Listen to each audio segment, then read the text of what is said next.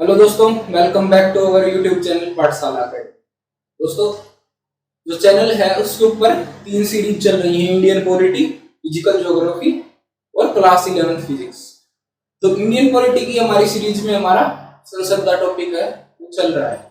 संसद के टॉपिक में आज हम पढ़ने वाले हैं कि संसदीय जो कार्यवाही होती है, संसद की जो कार्यवाही होती है वो किस प्रकार से संचालित की जाती है, उसकी क्या क्या युक्तियां, ठीक है।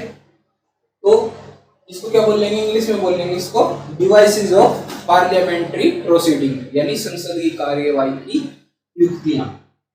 तो संसद का जब सत्र होता है दोस्तों, जब कोई बैठक स्टार्ट होती है तो उसमें सबसे पहले आता है प्रश्नकाल, ठीक है। यानी जब भी संसद का सत्र होगा और उसके अंदर बैठक होगी, यानी मान लिया कि जैसे शीतकालीन सत्र है वो नवंबर में स्टार्ट हो रहा है, ठीक है, नवंबर में स्टार्ट हो गया। अब मान लिया 14 नवंबर से स्टार्ट हो गया, तो इसके बाद जब भी सीटिंग होगी, यानी 14 हो गया, 15 हो गया, 16 हो गया, ऐसे हर दिन की शुरुआत में क्या होगा दोस्तों, जो शुरुआत का 1 घंटा होगा प्रत्येक बैठक का, उसको क्या बोलेंगे, प्रश्नकाल, यानी क्वेश्चन आवर, ठीक है। इस क्वेश्चन आवर में क्या होता है दोस्तों, जो संसद के सदस्य होते हैं वो संबंधित मंत्री से सवाल पूछते हैं। जैसे अगर कोई मामला है कानून व्यवस्था से जुड़ा हुआ है, देश की आंतरिक सुरक्षा से जुड़ा हुआ है, तो उसके ऊपर जो सदस्य है वो गृह मंत्री से सवाल पूछेंगे। अगर कोई मान लिया वित्तीय व्यवस्था से जुड़ा हुआ मामला है, अर्थव्यवस्था से जुड़ा हुआ मामला है, तो उसके इसके अंदर जो सदस्य हैं संसद के, वो किससे प्रश्न पूछेंगे, वो पूछेंगे वित्त मंत्री से, ठीक है। इसी प्रकार रक्षा से जुड़ा हुआ कोई अगर प्रश्न पूछना है किसी को, तो किससे पूछेगा, वो पूछेगा रक्षा मंत्री से, ठीक है। और जो संबंधित मंत्री है उसकी क्या जिम्मेवारी होती है कि उसको वो जवाब देना अनिवार्य होता है, ठीक है। तो प्रश्न मतलब किस प्रकार के प्रश्न पूछे जाते हैं। तो प्रश्न काल के अंदर जो प्रश्न पूछे जाते हैं वो 3 प्रकार के होते हैं। पहला प्रश्न होता है, जैसे इसको बोलते हैं तारांकित प्रश्न, तारांकित यानी स्टार्ड, यानी उसके ऊपर एक स्टार का निशान मेंशन होता है, स्टार का निशान लगा होता है, उसको बोलते हैं, हिंदी में बोलते हैं तारांकित, इंग्लिश में बोलेंगे स्टार्ड क्वेश्चन, ठीक है। अब ऐसे क्वेश्चन का जवाब है वो मंत्री क्या करते हैं, जैसे अब बैठक चल रही है, किसी सदस्य ने प्रश्न पूछा, तो मंत्री क्या करेंगे, उसका मौखिक रूप से उत्तर देंगे, यानी उसी जगह ओरली उसको आंसर करेंगे।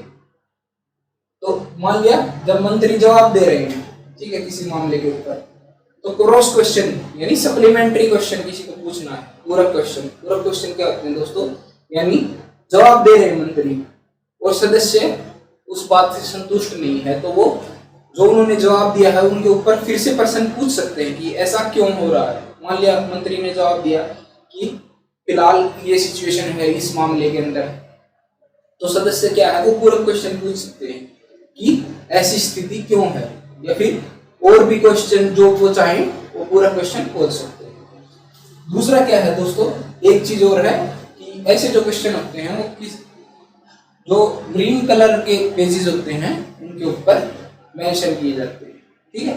तो इनके ऊपर जो मेंशन करने के जो पेजेस होते हैं वो भी अलग अलग होते हैं। अब आता है अतारांकित यानी अनस्टार्ड क्वेश्चन, जिनके ऊपर स्टार नहीं लगा होता।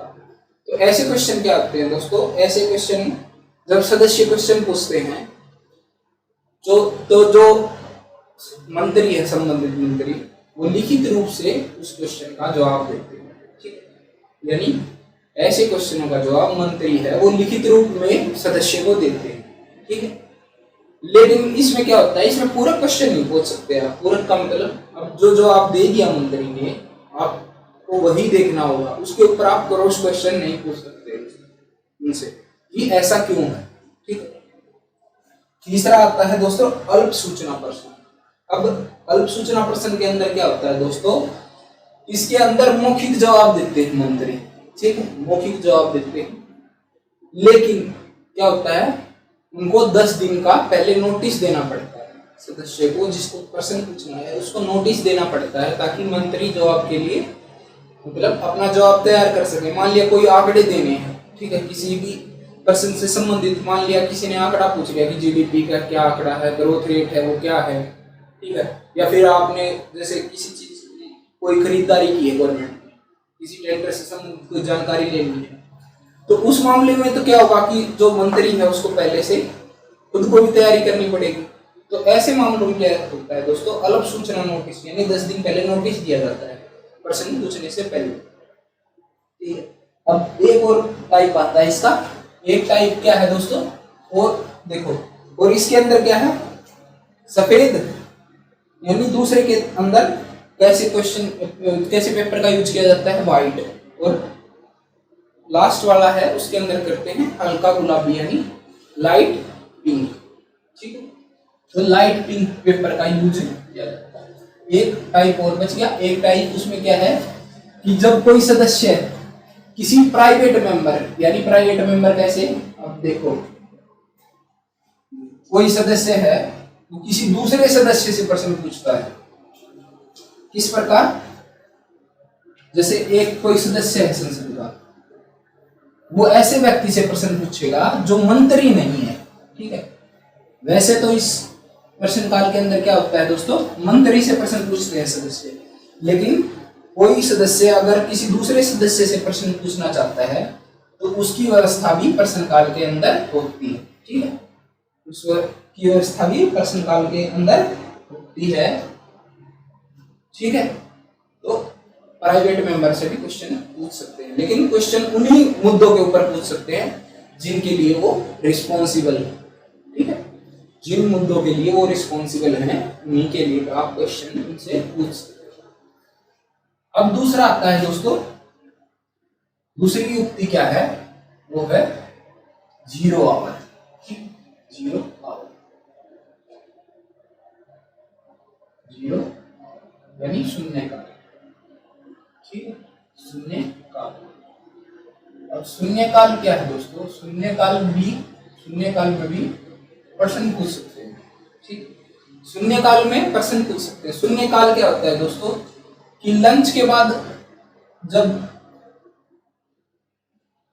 संसद की कार्यवाही है, संसद की जो निर्धारित कार्यवाही है, जब तक वो स्टार्ट नहीं होती तब तक क्या है कि जो सदस्य हैं वो क्वेश्चन पूछ सकते हैं। निर्धारित कार्यवाही है वो स्टार्ट नहीं होती तब तक क्या होगा, जो सदस्य हैं वो प्रश्न पूछ सकते हैं। तो उस समय को क्या बोलते हैं दोस्तों, उस समय को बोलते हैं जीरो आवर या शून्य काल, ठीक है, उस समय को क्या बोलते हैं, जीरो आवर या शून्य काल, ठीक है। आगे बात समझिए, इसको बोलते हैं जीरो आवर।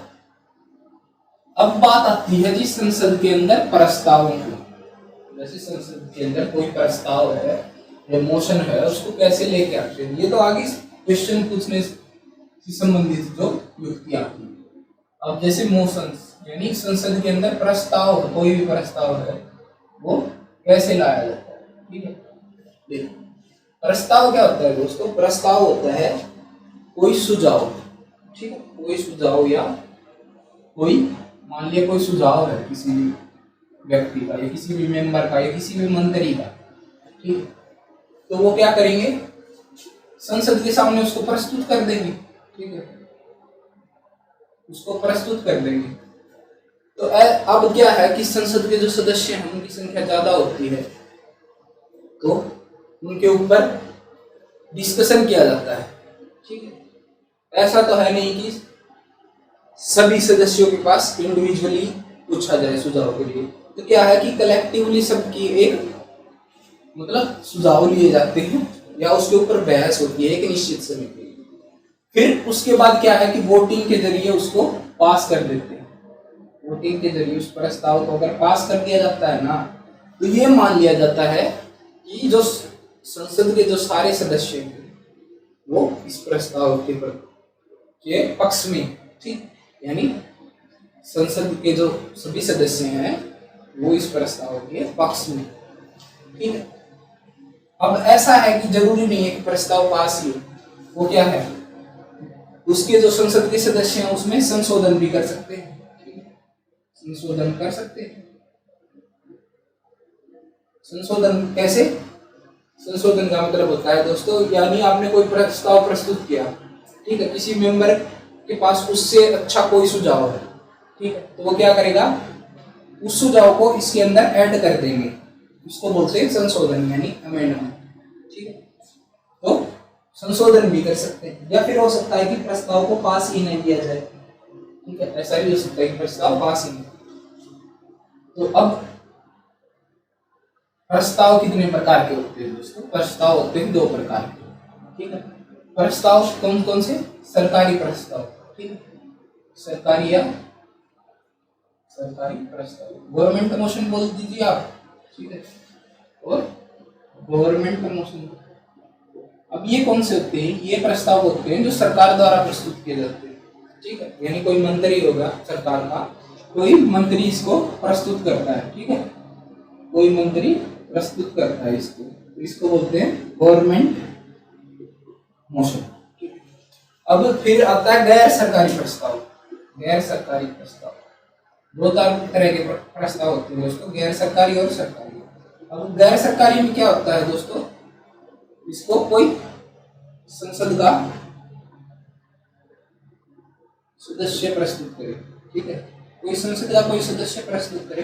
हालांकि मंत्री भी संसद के सदस्य होते हैं, लेकिन मंत्रियों के अलावा, ठीक है, इसको आप ये लिख सकते हैं कि मंत्रियों के अलावा, ठीक है, मंत्रियों के अलावा अगर संसद का कोई सदस्य प्रस्ताव कोई प्रस्तुत करता है संसद के सामने, तो उसको बोल सकते हैं गैर सरकारी प्रस्ताव, ठीक है। सरकारी प्रस्ताव कौन से होंगे? जो कोई मंत्री संसद के अंदर प्रस्तुत करते हैं, उनके ऊपर चर्चा की जाती है, चर्चा के बाद वोटिंग होती है, तो ऐसे प्रस्ताव को सरकारी प्रस्ताव। और कोई सदस्य मंत्री के अलावा कोई प्रस्तुत करता है तो उसको बोलते हैं गैर सरकारी या नॉन गवर्नमेंट मोशन, ठीक है।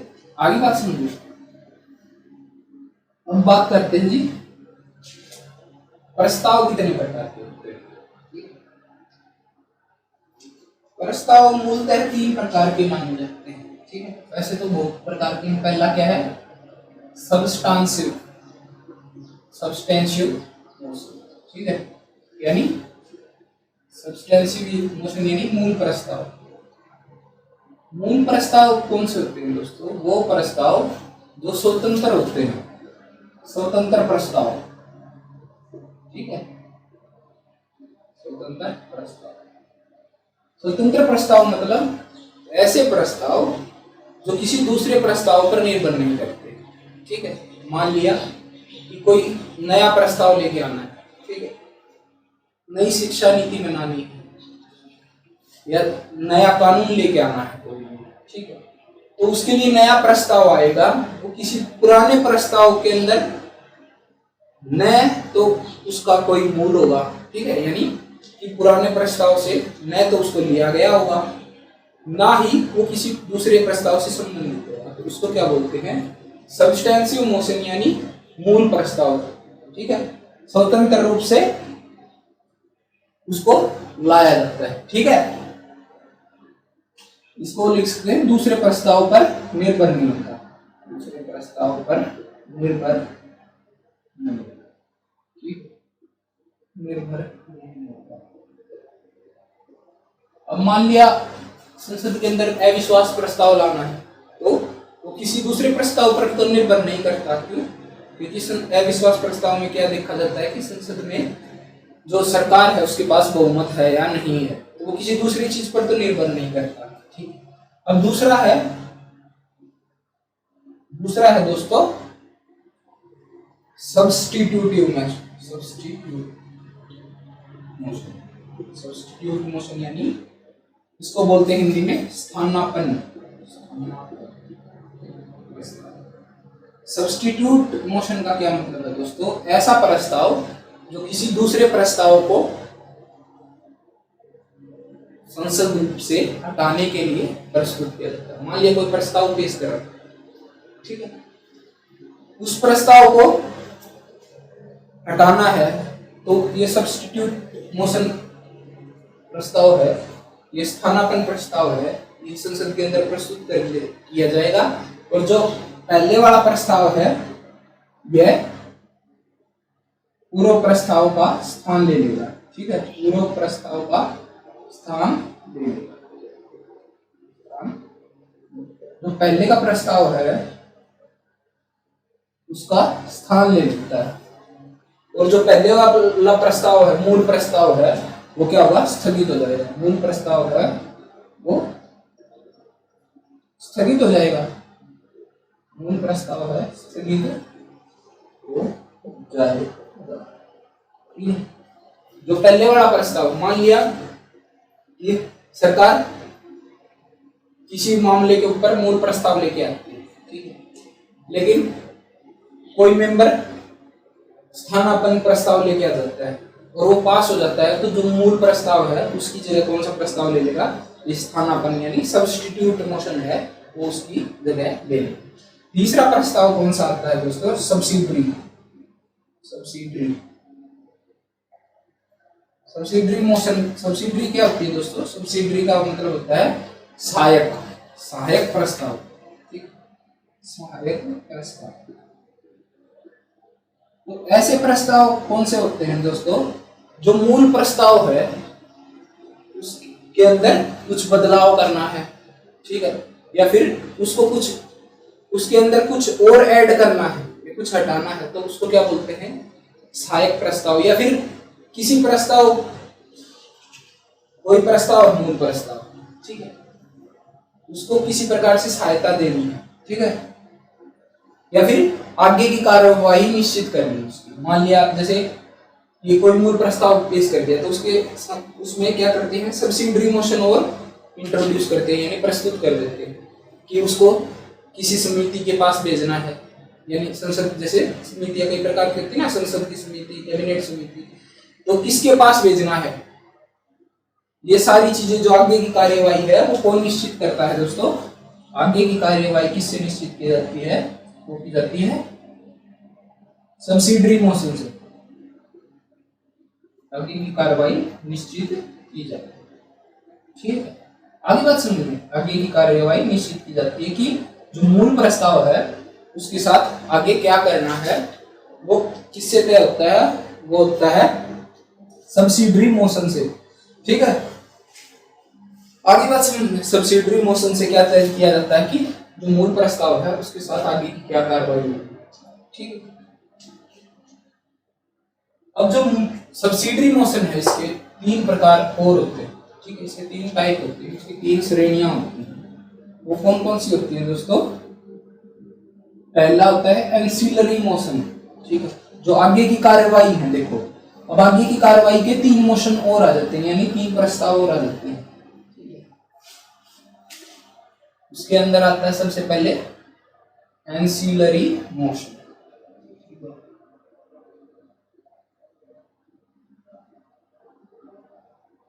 एंसिलरी मोशन, अनुषंगी प्रस्ताव। कौन सा आता है दोस्तों, अनुषंगी प्रस्ताव। अनुषंगी प्रस्ताव क्या करता है दोस्तों, ये भी आगे की कार्यवाही निश्चित करता है, ठीक है। जैसे सब्सिडरी मोशन क्या करता था, उसका खुद का कोई मतलब आधार नहीं है, दूसरे जो प्रस्ताव है उसकी प्रक्रिया तय करता था कि उनकी जो प्रक्रिया है वो किस प्रकार से होगी, आगे की प्रक्रिया। अनुषंगी प्रस्ताव भी क्या करता है दोस्तों, आगे की प्रक्रिया तय करता है, ठीक है, आगे की प्रक्रिया तय करता है कि जो प्रस्ताव है उसके साथ क्या किया, ठीक है, आगे की प्रक्रिया तय करता है, ठीक है, आगे की प्रक्रिया तय करता है। यानी जो प्रस्ताव है उसको संसदीय समिति के पास भेजा जाएगा, या फिर उसके ऊपर और चर्चा होनी है, या फिर उसकी चर्चा है उसको स्थगित कर दिया जाए। तो इस प्रकार जो अनुषंगी प्रस्ताव है वो ये तय करता है। दूसरा क्या होता है दोस्तों, सुपरसीडिंग, ठीक है, सुपरसाइडिंग मोशन। अब इसका होता है दोस्तों प्रतिस्थापन, प्रतिस्थापक प्रस्ताव। ये क्या होता है दोस्तों, अब इसके अंदर होता है दोस्तों इसको बोलते हैं दूसरे प्रतिस्थापन। प्रति मतलब दूसरे का, स्थापन मतलब स्थान लेना, यानी जो मूल प्रस्ताव है ये उसका स्थान ले लेगा। आगे बात सुनिए, जैसे कोई किसी मुद्दे के ऊपर प्रस्ताव चल रहा है, ठीक है, संसद के अंदर प्रस्ताव चल रहा है,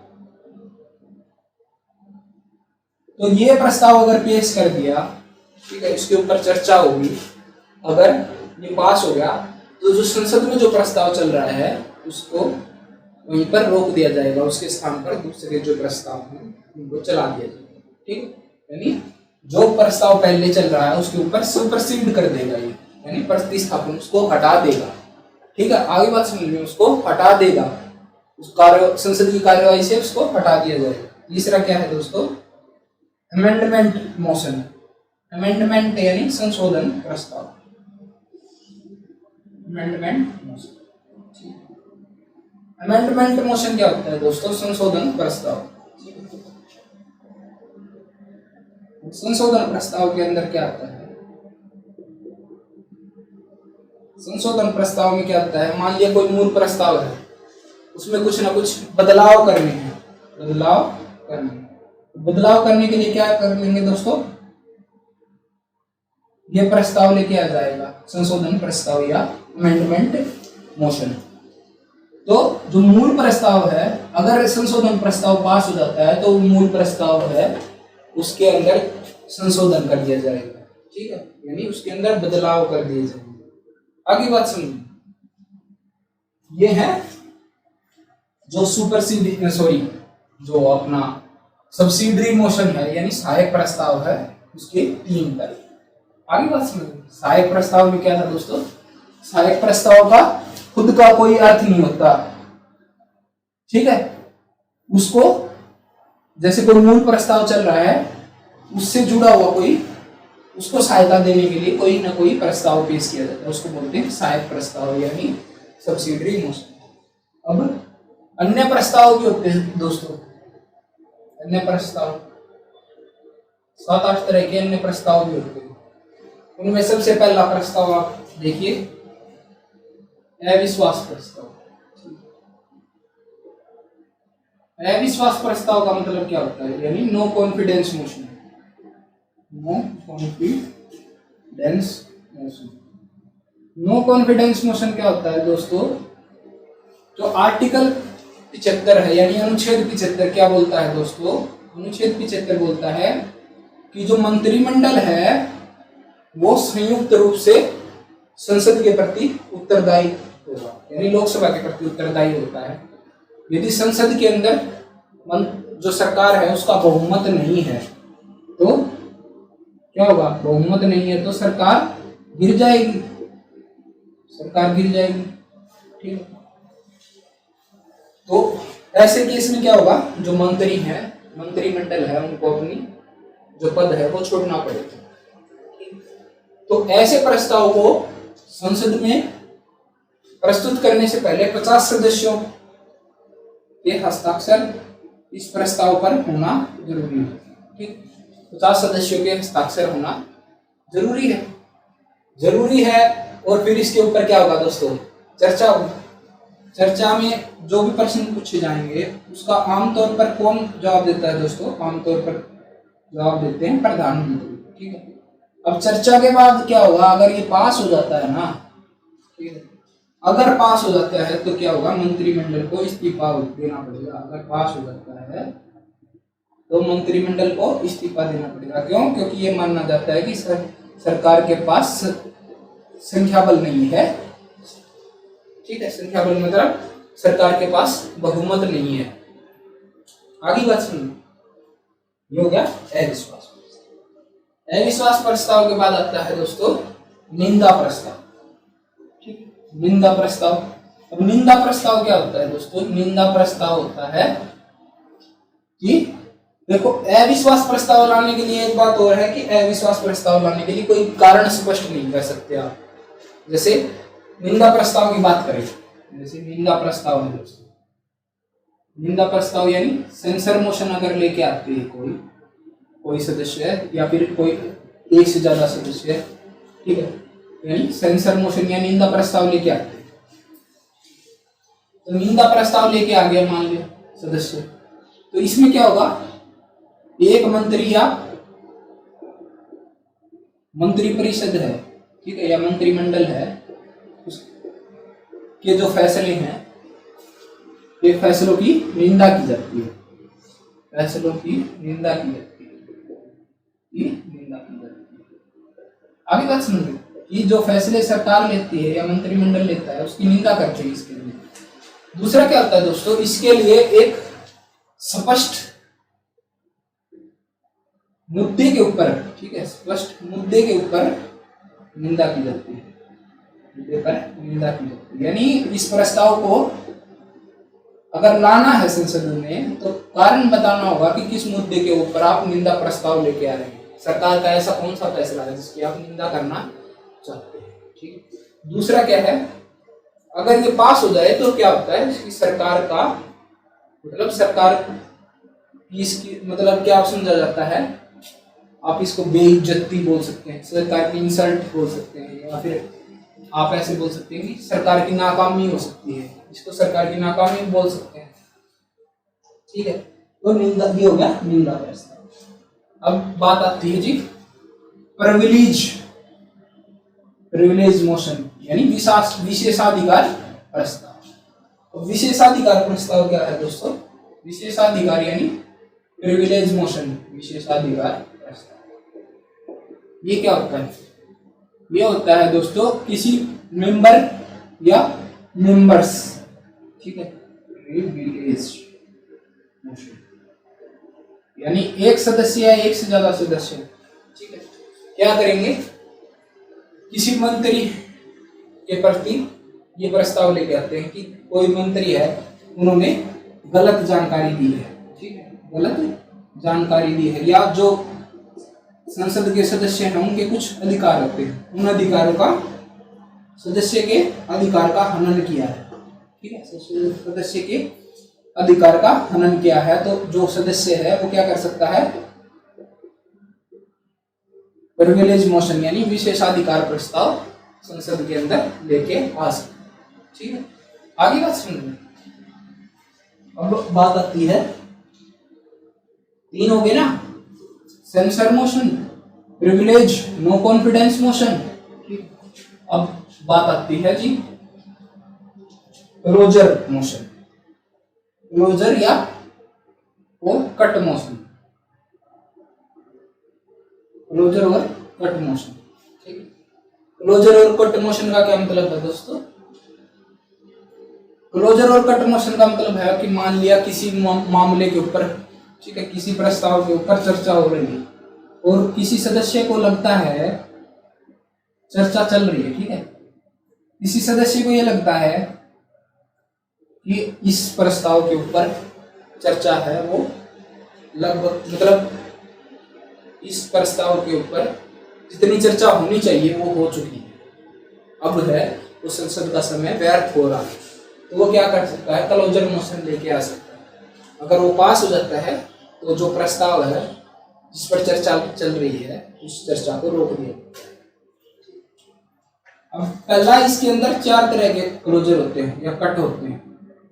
क्लोजर यानी इसको बोलते हैं कटौती, कटौती, कटौती का मतलब जो चर्चा चल रही है उसमें कट लगाते हैं, उसकी कटौती करते हैं। सिंपल क्लोजर के अंदर क्या होता है दोस्तों, अगर सदस्य को लगता है कि चर्चा होगी, सिंपल यानी साधारण कटौती, आप बोल सकते हैं इसको साधारण कटौती। साधारण कटौती में अगर किसी सदस्य को यह लगता है कि इसके ऊपर जितनी चर्चा होनी चाहिए उतनी हो चुकी है, अब इसको वोटिंग के लिए सदन के सामने प्रस्तुत किया जाए, ठीक है, वोटिंग के लिए, तो वो क्या कर देंगे, सिंपल क्लोजर मोशन लेके आएंगे। अगर वो पास हो जाता है तो साधारण मतलब जो चर्चा चल रही है उसको वहीं रोक के उस प्रस्ताव के ऊपर वोटिंग करवाई जाए। दूसरा क्या है, closure by compartment, closure by compartment. Compartment का मतलब क्या होता है दोस्तों, यानी कुछ हिस्सों के ऊपर कटौती की जाती है, यानी इसके अंदर क्या होता है दोस्तों, इसके अंदर होता है कि जैसे कुछ समूहों पर चर्चा होती है, कुछ समूहों पर चर्चा होती है, ठीक। जो प्रस्ताव की कुछ समूह है यानी कुछ हिस्से हैं उनके ऊपर चर्चा की जाती है, और बाकी जो प्रस्ताव, बाकी जो बचे हुए हिस्सों पर इस समूह के साथ ही वोटिंग कर दी जाती है। यानी इनके ऊपर जो ऊपर वाला एक समूह है, मान लिया कुछ मुद्दों को चुन लिया, उनका एक समूह बना लिया, उनके ऊपर चर्चा हो, और जो बाकी जो हिस्सा बच गया प्रस्ताव का उसके ऊपर चर्चा नहीं होती, और ऊपर वाली चर्चा के हिसाब से ही वोटिंग कर दी जाती है, और उसको अगर मतलब पास हो जाता है वो, तो फिर जो कटौती है जिस पे चर्चा हो रही है उसको छोड़कर अगले जो प्रस्ताव है उसके ऊपर चर्चा होनी स्टार्ट होगी। तीसरा आता है दोस्तों कंगारू क्लोजर। कंगारू क्लोजर का क्या मतलब होता है दोस्तों? इसको बोलते हैं हिंदी में भी कंगारू कटौती बोलते हैं, कंगारू कटौती। ये भी कुछ क्लोजर बाई कंपार्टमेंट जैसा ही है।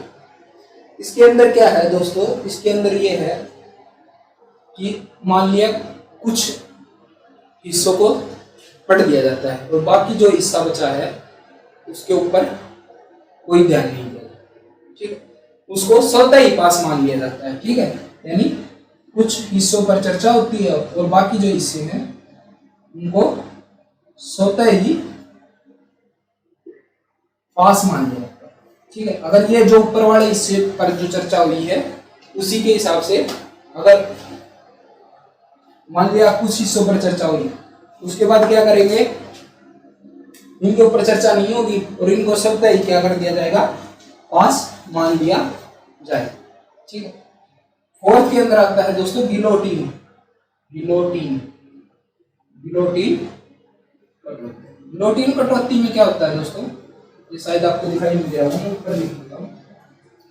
गिलोटीन कटौती में होता है जब मान लिया किसी सदस्य को ये लगता है कि जो बचा हुआ हिस्सा है उसके ऊपर भी चर्चा होनी चाहिए, तो वो क्या करेगा, गिलोटीन प्रस्ताव लेके आएगा और गिलोटीन प्रस्ताव से जो बचा हुआ हिस्सा है उसके ऊपर भी फिर से चर्चा की जाएगी, ठीक है। अगर वो प्रस्ताव गिलोटीन प्रस्ताव पास हो जाता है, गिलोटीन प्रस्ताव अगर पास हो जाता है तो क्या होगा दोस्तों, जो बचे हुए हिस्से हैं, ठीक है, बचे हुए हिस्से हैं उनके ऊपर भी उन पर भी चर्चा होगी, ठीक है, उन पर भी चर्चा होगी, इनको सीधा पास नहीं किया जाएगा, उनके ऊपर भी चर्चा, अलग से चर्चा की जाएगी, ठीक है। आगे बात समझ में ये हो गया। अब बात आती है जी स्थगन प्रस्ताव, ठीक है। इससे अगला प्रस्ताव है स्थगन प्रस्ताव। स्थगन को क्या बोलते हैं दोस्तों? स्थगन को क्या बोलते हैं? स्थगन प्रस्ताव वो प्रस्ताव होते हैं, स्थगन का मतलब क्या होता है? स्थगन माने किसी एक थोड़े समय के लिए किसी प्रस्ताव के ऊपर चर्चा बंद कर दी जाती है, ठीक है। यानी उसके ऊपर प्रस्ताव के ऊपर चर्चा है वो पूरी होगी, ठीक है, सॉरी पूरी नहीं होगी, उसके ऊपर ये माना जाता है कि कुछ समय के लिए उस प्रस्ताव के ऊपर स्टे लगा दिए, यानी स्टे मोशन बोल सकते हैं आप इसको, या पोस्टपोन, स्थगन को पोस्टपोन भी बोल सकते हैं। तो उसको थोड़ी देर के लिए स्थगित कर दिया, ठीक है, पोस्टपोन नहीं, स्टे ही बोल देंगे तो अच्छा है, ठीक है। अब इसके के लिए भी 50 सदस्य हैं, उनका साथ होना अनिवार्य है, ठीक है। क्यों? क्योंकि जो संसदीय कार्यवाही चल रही है उसको रोकना पड़ता, ठीक है। इसको वो एक और नाम बोल सकते हैं दोस्तों, एडजर्न मोशन। एडजर्नमेंट का क्या होता है दोस्तों? स्थगन नाम, ठीक है। तो 50 सदस्य की सहमति होना जरूरी है। अब इसकी कुछ कंडीशन होती है। देखो इसमें क्या है दोस्तों, जरूरी मुद्दों के ऊपर चर्चा होनी चाहिए, ठीक है, जरूरी मुद्दों के ऊपर चर्चा होती है, ठीक है, चर्चा होती है। दूसरा क्या है,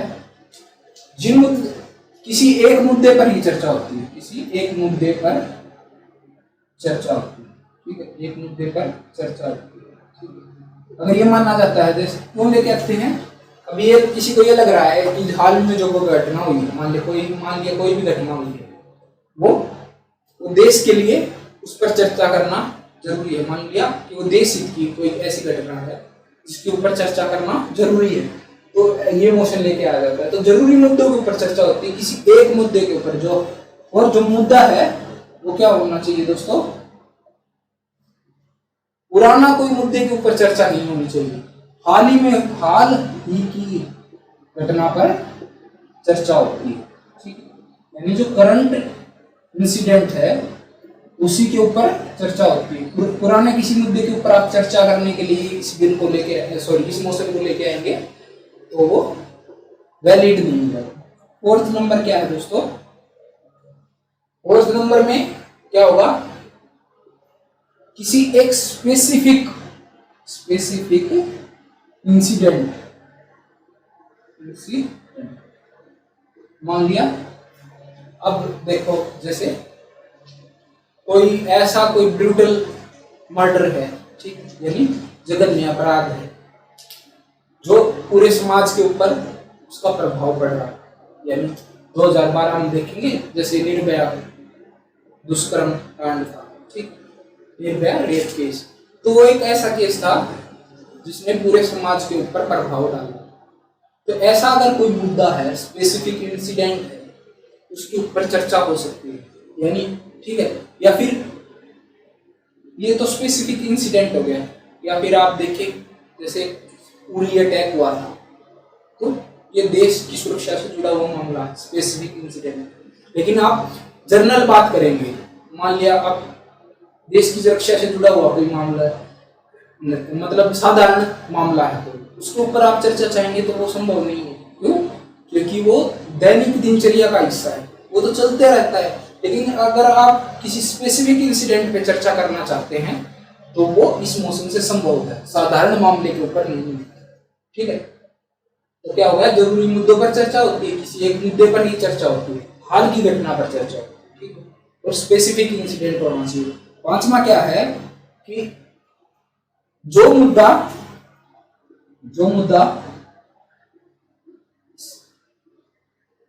सत्र के अंदर पहले ही उस पर चर्चा हो चुकी है ना, स्तर में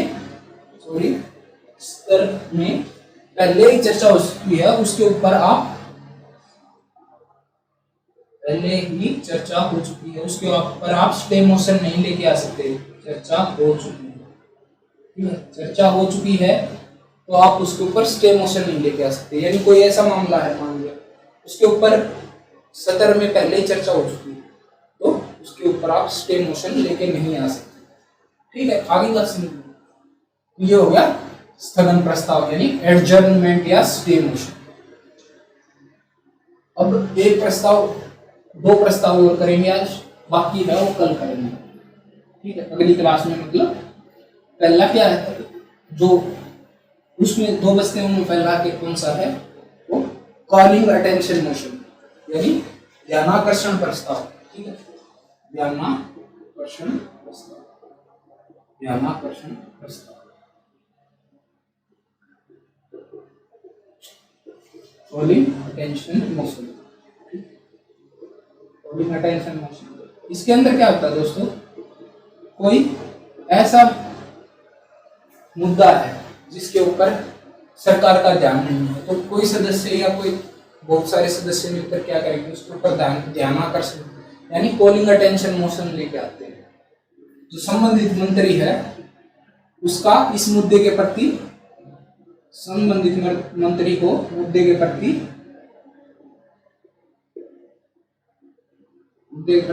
ध्यानाकर्षण के लिए, ठीक है, यानी उस मंत्री का ध्यान इस मुद्दे के प्रति उसको अवगत कराते हैं, ठीक है।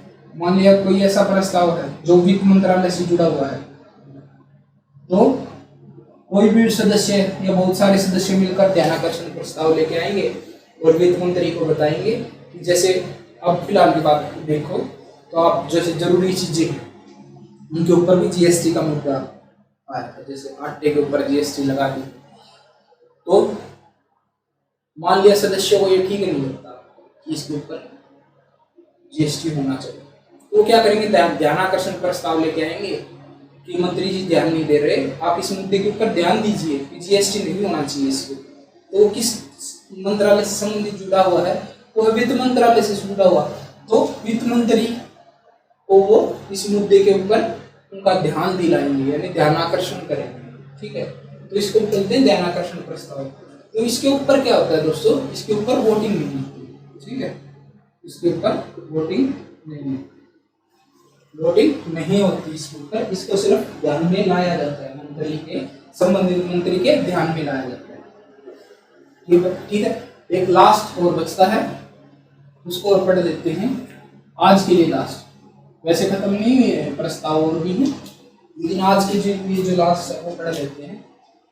मोशन ऑफ, ठीक है, मोशन ऑफ कॉन्फिडेंस यानी विश्वास प्रस्ताव,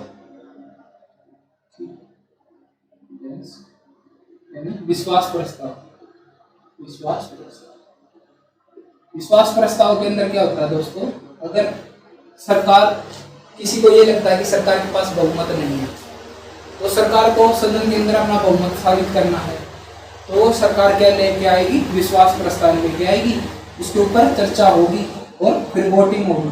अगर विश्वास प्रस्ताव के ऊपर वोटिंग होती है और सरकार पास कर देती है विश्वास प्रस्ताव अगर पास हो जाता है तो ऐसा माना जाता है कि सरकार के पास क्या है, बहुमत है, ठीक है। तो सरकार के पास क्या होगा दोस्तों, बहुमत है, सरकार के पास बहुमत। आगे बात सुनिए, तो ये हो गए डिफरेंट टाइप्स ऑफ मोशन। ये खत्म नहीं हुए हैं दोस्तों, इसके सेकंड पार्ट में मोशन और रेजुलेशन यानी प्रस्ताव और संकल्प, प्रस्ताव के बाद क्या आता है, संकल्प, वो बचते हैं वो अगली क्लास में, ठीक है दोस्तों। अगर आपको कंटेंट पसंद आ रहा है, वे ऑफ टीचिंग पसंद आ रहा है, या फिर आपका जो भी थ्योरी है, या फिर आपको ये लगता है कि हमें कुछ सुधार करने की जरूरत है, तो वो हमें बताइए कमेंट बॉक्स में, हम पूरी कोशिश करेंगे कि उस जो प्रॉब्लम है, आपकी प्रॉब्लम है, उसको ठीक कर सके, उसके ऊपर मतलब उसमें सुधार कर सके, ठीक है दोस्तों। तो आज की क्लास में रखते हैं। जय हिंद, जय भारत।